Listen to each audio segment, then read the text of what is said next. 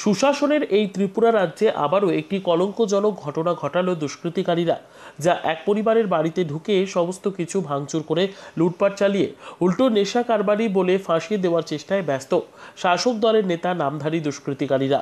ঘটনা বিশালগড় বিধানসভার অন্তর্গত পশ্চিম লক্ষ্মীপুর এলাকায়।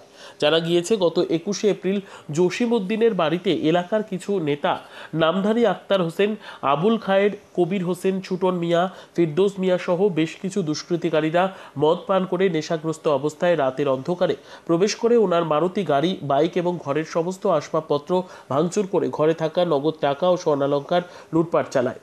কিন্তু এই দুষ্কৃতিকারীরা আইনি বেড়াজাল থেকে রক্ষা পেতে উল্টে জসিম উদ্দিনকে নেশা কারবারি বলে বিশালগড় থানার পুলিশের হাতে তুলে দিয়েছিল।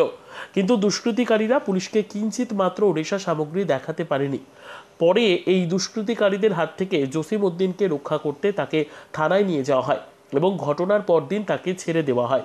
দুষ্কৃতিকারীদের পক্ষ থেকে জসিম উদ্দিন সহ ওনার পরিবারকে হুমকি দেওয়া হয় এলাকা ছাড়ার জন্য। পরে জসিম উদ্দিন সহ ওনার পরিবার নিজেদের প্রাণ বাঁচাতে বিশালগড় ছেড়ে বিশ্রামগঞ্জে তাদের এক নিকট আত্মীয়ের বাড়িতে আশ্রয় নেয়। অবশেষে জসিম উদ্দিন শুক্রবার সুবিচার পেতে ত্রিপুরা হাইকোর্টের দ্বারস্থ হয় এবং দুষ্কৃতিকারীদের বিরুদ্ধে ডাকাতি এবং লুটপাটের অভিযোগ এনে মামলা দায়ের করেন। শনিবার জসিম উদ্দিন সহ ওনার স্ত্রী সংবাদ মাধ্যমের দ্বারস্থ হয়ে তাদের পরিবারের সাথে ঘটে যাওয়া গোটা ঘটনাটি বিস্তারিতভাবে তুলে ধরতে গিয়ে জানিয়েছেন, যারা প্রকৃতভাবে বিজেপি করেন তারা কোনোদিনও এই ধরনের ঘটনা ঘটাতে পারে না এবং তারা বিশ্বাস করেন বিজেপি কখনো এই ধরনের কার্যকলাপ প্রশ্রয় দেয় না। তাই তারা মুখ্যমন্ত্রীর কাছে আরও জানিয়েছেন, দুষ্কৃতিকারীদের বিরুদ্ধে দলগত এবং প্রশাসনিকভাবে যেন কঠোর পদক্ষেপ গ্রহণ করা হয়।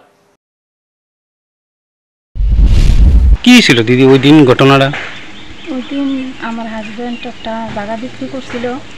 বিক্রি করার পর একটা লোক বলতে ছোট্ট মিয়া নামে একজন লোক দেখছিল, যে লেনদেন করছিল, যে এটা দেখছিল। দেখার পরে তারা যে গ্রুপের লোক আছে সবাই নিয়ে আইয়া আমার বাড়িতে আক্রমণ করছে, টাকাটা নিয়ে যাওয়ানোর লেগে। টাকাটা তো নিচে সাথে আমার বাড়ি ঘর ভাঙচুর করছে, আমার ঘরের জিনিসপত্র যা কিছু আসলে সব ভাঙচুর করছে, আমার গাড়ি প্লাস আমার গাড়ি ভাঙচুর করছে, বাইক ভাঙচুর করছে। আমি যে ঘরে যেয়ে আমার বাচ্চাদের নিয়ে একবেলা রান্না করে খামু, একটা গ্লাস জল খামু, এই ব্যবস্থাটাও তারা রাখছে না। যা কিছু আসছিল যাবতীয় সব ভাঙচুর করছে।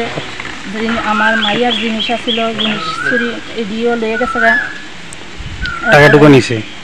আরও নিচে আমার মাইয়ার একটা গলার চেইন, আমার ছেলের একটা গলার চেইন, তারপরে আমার মায়ের 2 জোড়া হাতের চুড়ি।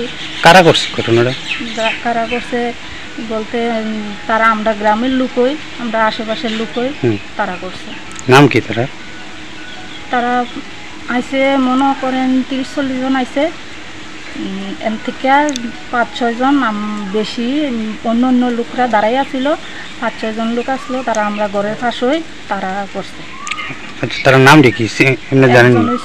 আক্তার হোসেন, তারপরে ফিরদৌস মিয়া, ছুটন মিয়া, কবির হোসেন, তারপরে আবুল খায়ের।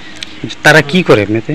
তারা এমনি তো শুনছি তারা নাকি বিজেপির কি পদে আছে আমি সঠিক জানি না, কিন্তু তারা যে কাজটা করছে বিজেপি এমন কাজ করে আমি কোনো সময় শুনছি না, আর এমন কাজ বিজেপির করতে পারে না। আচ্ছা, তারা করছে। তো এই বিষয়টা মানে এলাকা থেকে আরেকটা কথা মানে ওই দিন শোনা গেছিল আপনার হাজবেন্ড নাকি একজন নেশা ব্যবসায়ী। না, তারা যে আমার ঘরে তো কোনো কিছু রাখছে না। যে যে জিনিস ভাঙচুর করছে, যদি নেশা কারবারি হইতো নেশার এক টুকরো হইলেও তারা পাইতো, নেশার তো কোনো সামগ্রী পাইছে না। আবার তারা হের হাতের থেকে মোবাইলটা ছিনিয়ে নিয়ে গেছে। তারা যে আমার ঘরে লুটপাট করছে, এরপরে টাকা পয়সা চুরি করছে, এডি যে করছে, এডি হ্যাঁ মোবাইলে রেকর্ডিং করছে। তারপরে তারা মোবাইলটা নিয়ে গেছে, এখন অব্দি মোবাইলটা দিছে না। যদি নেশা সামগ্রীর লগে জড়িত থাকতো তাইলে তো তারা মোবাইলটা দিয়েই বুঝতে পারতো।